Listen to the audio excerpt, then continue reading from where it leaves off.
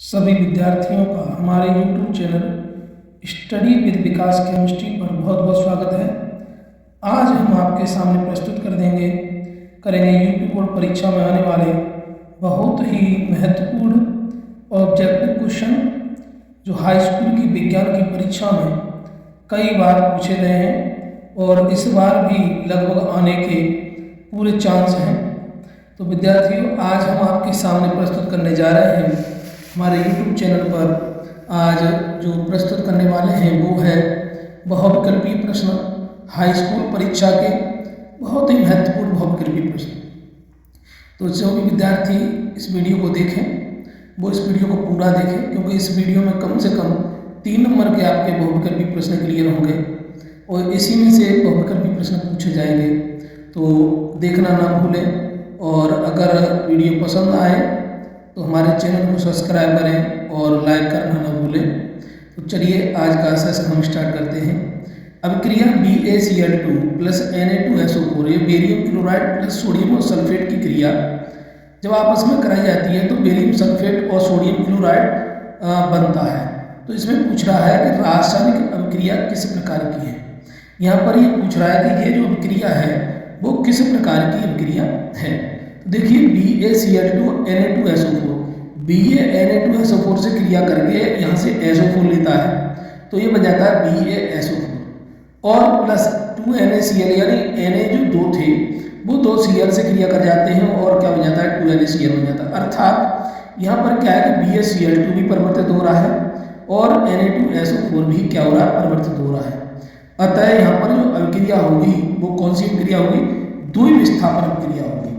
यहाँ ध्यान देंगे, जब दोनों परमाणु, दोनों यानी दोनों अभिकर्मक आपस में परिवर्तित होते हैं तो ऐसी अभिक्रिया जो है वो कहलाती है द्विविस्थापन अभिक्रिया कहलाती है। तो आगे हमारा दूसरा है Fe2O3 plus 2Al arrow Al2O3 plus 2Fe दी गई अभिक्रिया किस प्रकार की अभिक्रिया है। तो देखिए Fe2O3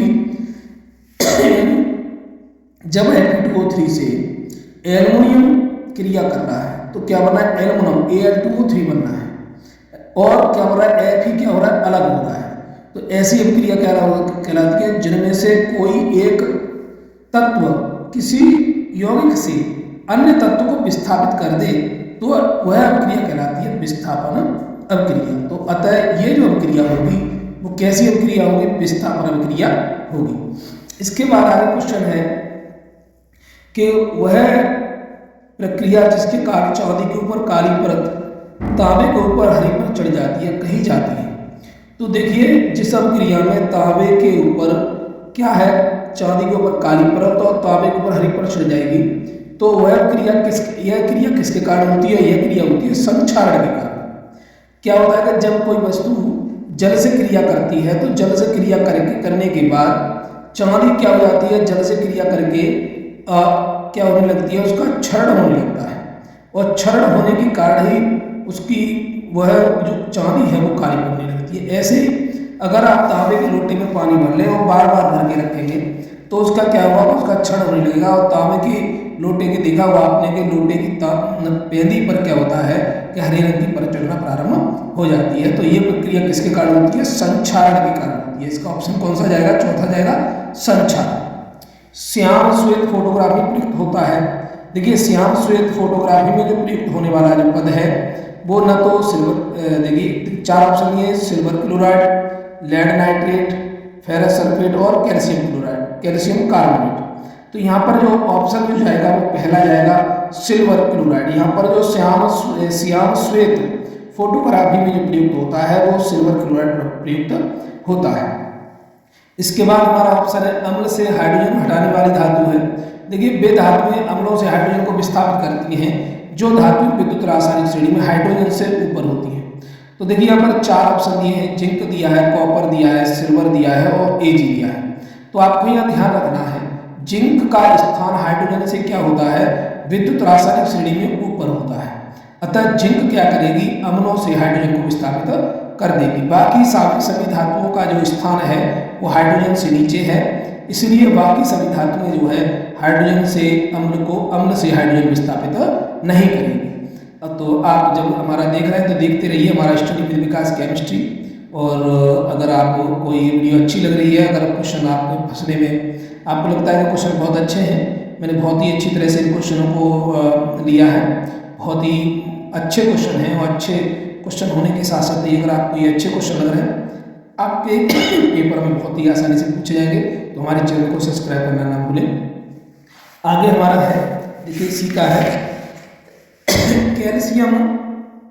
कैल्शियम फॉस्फेट का रासायनिक सूत्र है। तो कैल्शियम फॉस्फेट का जो रासायनिक सूत्र होता है वो होता है Ca3PO4 का होल ट्वाइस। याद रखेंगे, कैल्शियम जो फॉस्फेट का जो रासायनिक सूत्र होता है वो होता है Ca3PO4 का होल ट्वाइस, कैल्शियम फॉस्फेट। ये भी क्वेश्चन आता है लेड नाइट्रेट का रासायनिक सूत्र है। तो लेड नाइट्रेट का जो रासायनिक सूत्र होता है PbNO3 का होल ट्वाइस होता है। लेड नाइट्रेट का जो सूत्र होगा PbNO3 का होल ट्वाइस होता है। दूसरे चैप्टर ये है, तो दूसरा चैप्टर हमारा क्या है, अम्ल क्षार एवं लवण नामक चैप्टर है। तो इसमें कहा गया दांत के इनेमल में कैल्शियम फॉस्फेट की प्रकृति होती है। तो बेटा दांत के इनेमल में जो कैल्शियम फॉस्फेट की जो प्रकृति होगी वो क्षारीय होती है। देखा होगा कभी कभी क्या होता है कि जब हमारा मुख के दांत जो खट्टे खट्टे होने लगते हैं या पानी वानी खट्टा लगने लगता है, तो क्या होने लगता है कि दांत का जो इनेमल है उसका क्षरण होने लगता है और अम्लीय हमारे मुख के अंदर जो है अम्लीय प्रकृति क्या होने लगती है, ज़्यादा होने लगती है। तो ऐसी कंडीशन में क्या है कि हमें कैसा पेस्ट लेना चाहिए, ऐसा पेस्ट यूज करना चाहिए जिसमें क्षार उपस्थित हो। ठीक है, तो अगर दांतों में खट्टा लगना या दांतों में पानी लगना, तो ऐसी कंडीशन से बचने के लिए आपको क्षारीय पेस्ट का इस्तेमाल करना पड़ेगा। शुद्ध जल का पीएच मान होता है, तो शुद्ध जल का पीएच मान होता है 7, क्योंकि 7 जब तक 7 नहीं होगा, पीएच मान जो 7 होता है उन विलयनों का होता है जो विलयन उदासीन होते हैं। तो जल एक क्या है, उदासीन है। क्यों? क्योंकि जल में H+ और OH आयनों की जो सांद्रताएं होती है वो क्या होती है, बराबर होती है। अतः शुद्ध जल का पीएच मान कितना होगा, 7। इसके बाद है अम्लीय विलयन का पीएच मान कितना होता है। तो देखिए अम्लीय विलयन का पीएच मान 7 से कम यानी 7, 6, 5, 4, 3, 2, 1 अगर है तो वह विलयन अम्लीय होगा, और 7 से अधिक जैसे 7, 8, 9, 10, 11, 12, 13, 14 अगर है तो विलयन कैसा होगा, क्षारीय होगा। अगर 7 है तो वह विलयन कैसा होगा, उदासीन होगा। जल को जीवाणु रहित बनाने के लिए उपयोगी पदार्थ है। तो धावन सोडा क्या करता है, कठोर जल को मृदु जल में परिवर्तित करता है। यह ध्यान रखेंगे, धावन सोडा जो है कठोर जल को मृदु जल में परिवर्तित करता है। फिटकरी क्या करती है, जल में उपस्थित जो स्कंदन पदार्थ, जो जल में उपस्थित जैसे अपशिष्ट जो पदार्थ होते हैं, जैसे धूल मिट्टी की कण या कोई मिले होते हैं, तो उनको फिटकरी क्या कर देती है, स्कंदन कर देती है। और स्कंदन करने से वो कण जो होते हैं उदासीन होकर के क्या हो जाते हैं, पेली पे बैठ जाते हैं और जल शुद्ध हो जाता है। बेकिंग सोडा का जल से कोई संबंध नहीं है। हाँ, रिएक्शन तो करता है लेकिन इसका जल से कोई संबंध नहीं है।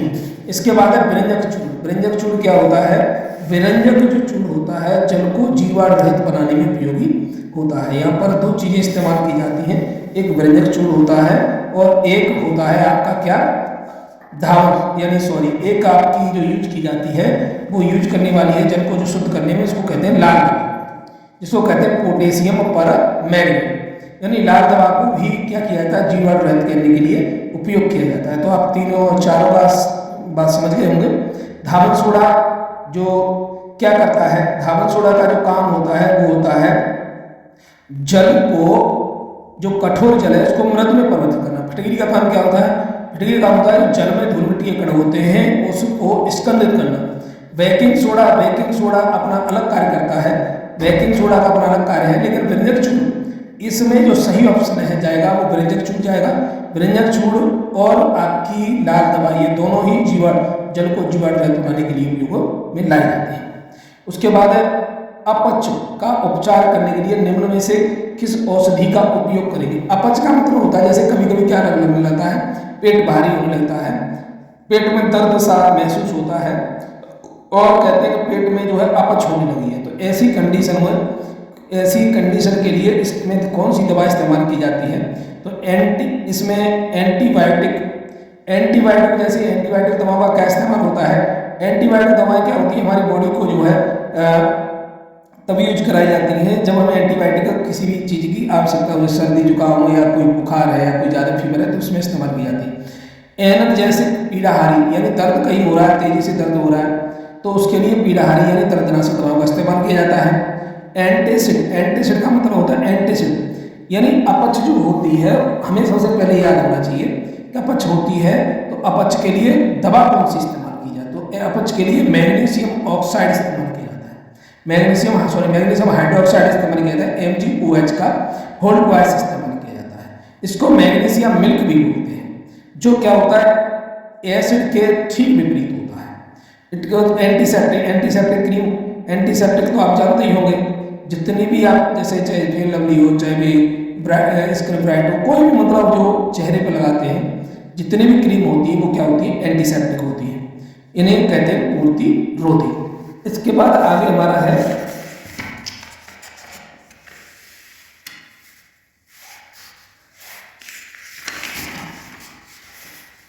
आगे निम्नलिखित में दुर्बल अम्ल है, तो दुर्बल अम्ल सभी कार्बनिक अम्ल दुर्बल अम्ल होते हैं, ये बात याद रखेंगे। सभी कार्बनिक अम्ल कैसे अम्ल होते हैं, दुर्बल अम्ल होते हैं। तो HCl, HNO3, HCl और H2SO, तो हमारा ऑप्शन जाएगा तीसरा HCl। HCl जो होता है वो दुर्बल अम्ल होता है। क्यों होता है, क्योंकि इसमें कार्बन की मात्रा प्रेजेंट है। क्षारक के साथ हल्दी का रंग होता है, देखा हुआ आपने कि अगर कपड़ों पर हल्दी ले जाती है तो उस हल्दी का रंग कैसा होगा, पीला होगा, पीला तो हल्दी होती है, नारंगी होगा या भूरा लाल होगा या कोई नहीं, तो क्या होता है उसका जो कलर होता है भूरा लाल हो जाता है। तो ऑप्शन जाएगा तीसरा सही। धावक सोडा का रासायनिक सूत्र होता है तो NaHCO3, इसको कहते हैं सोडियम बाइकार्बोनेट यानी खाने का सोडा। अमोनियम क्लोराइड इसे नौसादर कहते हैं। सोडियम क्लोराइड NaCl, इसको सोडियम क्लोराइड यानी सादा नमक कहते हैं। Na2CO3.10H2O, ये हमारा ऑप्शन सही है। जिस धावक सोडा का जो सही ऑप्शन है वो तीसरा है Na2CO3.10H2O। इसके बाद सल्फ्यूरिक अम्ल में अम्लीय हाइड्रोजन परमाणु की संख्या होती है, तो ध्यान रखिएगा सल्फ्यूरिक अम्ल में अम्लीय हाइड्रोजन परमाणु की जो संख्या होती है वो 2 होती है। जैसे H2SO4 को तोड़ते हैं तो H2SO4 NO2H plus SO4 minus, तो H की संख्या कितनी आती है, 2 आती है। अतः अम्लीय हाइड्रोजन परमाणु की संख्या कितनी हो गई, 2 हो गई। अम्लीय वर्षा के जल का संभावित pH मान होता है, तो अम्लीय वर्षा के जल का संभावित pH मान जो होता है 5.2 होता है। ये याद रखें, अम्लीय वर्षा के जल का संभावित pH मान जो होगा वो कितना होगा, 5.2 होगा। एक बिलियन का pH मान 5 है, यह बिलियन है, तो जिस बिलियन का pH मान 5 होता है वह बिलियन क्या होगा, यानी 7 से कम है, और जिस बिलियन का pH मान 7 से कम होता है बिलियन कैसा होता है, अम्लीय होता है, तो वह बिलियन कैसा होगा, अम्लीय होगा। खाने के सोडा का रासायनिक सूत्र है, तो खाने के सोडा का रासायनिक सूत्र होता है सोडियम बाइकार्बोनेट यानी NaHCO3, तो खाने के सोडा का हमारा जो रासायनिक सूत्र होगा वो क्या होगा, NaHCO3। ठीक है, ये सोडियम क्लोराइड है, सादा नमक है, अमोनियम क्लोराइड नौसादर है, और Na2CO3 धावक सोडा, निर्जलीय धावक सोडा। इसके बाद है लास्ट हमारा तीसरा चैप्टर, तो तीसरे चैप्टर को देखेंगे। हमने आज 3 चैप्टर इसमें इंक्लूड किए हुए हैं, क्योंकि 3 चैप्टर लेके चलेंगे, फिर 2 चैप्टर रह जाएंगे, वो आगे नेक्स्ट वीडियो में देंगे। जर्मन सिल्वर में कौन सी धातु नहीं होती है, तो बेटा जर्मन सिल्वर में जो धातु नहीं होती है वो होती है सिल्वर। जर्मन सिल्वर में सिल्वर ही धातु नहीं पाई जाती है। इसके बाद है फफोलेदार तांबा में कॉपर की कितनी प्रतिशत मात्रा होती है, तो फफोलेदार तांबे में कॉपर की जो मात्रा होती है 98% होती है। ये फफोलेदार तांबा क्या होता है, जब तांबे को क्या किया जाता है, जब तांबे को पिघला करके सांचों में भरा जाता है तो उसमें क्या हो जाते हैं, वायु के बुलबुले जमने लगते हैं, और वायु के बुलबुले जमने के कारण उसमें फफोले पड़ जाते हैं, इसलिए इस तांबे का नाम रखा गया फफोलेदार तांबा। निम्न में धातु है, तो निम्न में धातु देखो, बोरान क्या है, अधातु है, लिथियम क्या है, धातु है, सिलिकॉन क्या है, अधातु है, और कॉपर क्या है, अधातु है। तो इसमें सही उत्तर क्या रहा, दूसरा रहा लिथियम। कॉपर का है, इसका है बॉक्साइट, मैग्नीटाइट, सिडराइट और कार्बोनेटाइट।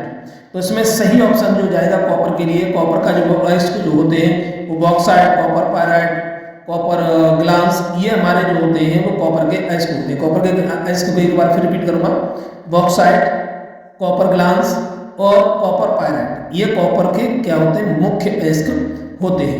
मैट में मुख्यतः होता है, तो मैट में बेटा Cu2S होता है और FeOS होता है, ये दोनों ही मैट में पाए जाते हैं, कॉपर सल्फाइड और फेरस सल्फाइड, ये दोनों ही क्या होते हैं, मैट में पाई जाती है। इसके बाद है एल्युमिनियम सतह पर ऑक्सीजन परत कहलाती है, तो एल्युमिनियम की सतह पर ऑक्सीजन की जो परत होती है वो उसे कहते हैं एनोडिंग, एनोडिंग कहा जाता है। निम्न में से कौन सी धातु जल के साथ सामान्य ताप पर ही क्रिया कर लेती है, तो बेटा जल के साथ सामान्य ताप पर जो क्रिया करने वाली जो धातु है वो है सोडियम। सोडियम को अगर हम हाथ में पकड़ लेंगे या कहीं रख लें, अगर ये थोड़ा सा भी चले इसको मिल जाए, तो सोडियम क्या करता है 2Na+H2, तो 2NaOH+H2 जो हाइड्रोजन से जो गैस निकलती है वो तुरंत वातावरण से क्रिया करके पटपट की आवाज में क्या होने लगती है, चलने लगती है। पीतल है, पीतल एक मिश्र धातु होती है। ताम्र ग्लांस का रासायनिक सूत्र होता है, तो ताम्र ग्लांस का जो रासायनिक सूत्र होता है वो होता है Cu2S होगा। ताम्र ग्लांस का जो रासायनिक सूत्र होगा Cu2S होगा। कैल्कोसाइट एस है, तो कैल्कोसाइट जो एस होता है वो कॉपर का होता है। तो आज के लिए बस इतना ही। आप देखते रहिए हमारा YouTube channel study with Vikas chemistry. तो आप अगर आपको ये वीडियो पसंद आए, आपको लगे कि हाँ ये क्वेश्चन बहुत ही इंपॉर्टेंट है परीक्षा के लिए, बहुत ही मैंने आपको बहुत ही अच्छे और बहुत ही बढ़िया तरह से क्वेश्चन को मैंने सबमिट किया है, इसमें कैलकुलेट किया है, तो आप लोग देखते रहिए हमारा YouTube channel study with Vikas chemistry और चैनल को सब्सक्राइब करें, वीडियो को अंत तक जरूर देखें और अपने दोस्तों और जो भी मिलने वाले हाई स्कूल में जो परीक्षा देने वाले जो विद्यार्थी हैं उनको बताएं, जिससे कि वो ज़्यादा से ज़्यादा हमारे यानी परीक्षा में ज़्यादा से ज़्यादा नंबर ला सकें। तो आज के लिए बहुत इतना ही, बहुत बहुत धन्यवाद।